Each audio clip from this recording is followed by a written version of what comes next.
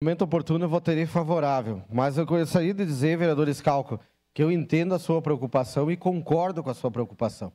Concordo plenamente. A gente sempre quis e quer para Caxias do Sul uma Codeca que nos orgulhava e nos orgulhou num passado não tão distante.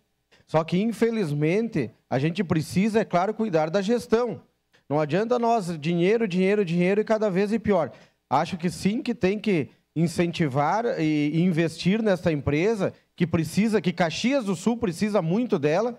Ela é muito importante para Caxias do Sul, isso eu concordo plenamente, por isso que votarei favorável, mas também não posso votar com a irresponsabilidade, né, de cada vez que a gente vê aqui assistir uma prestação de contas, a conta da dívida cada vez ela vai ficando mais alta.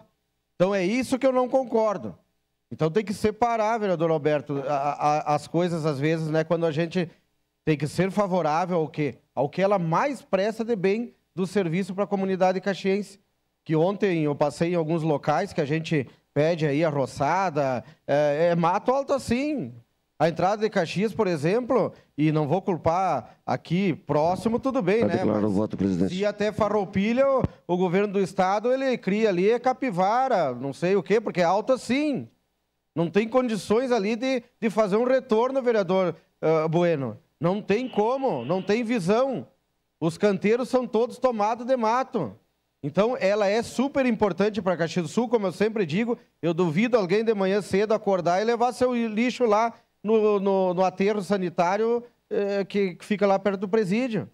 Ninguém faz isso. Mas a gente paga, claro, é pago esse serviço. Mas que seja bem feito e que na próxima prestação de contas a gente tenha aqui uma resposta positiva, que a companhia está se reestruturando para o melhor. E não cada vez para o pior, e a gente aqui, né, votando um empréstimo que tomara a Deus que a responsabilidade seja que eles consigam pagar e não se divide cada vez mais. Esse é o objetivo. Obrigado. Declarar voto. Velocino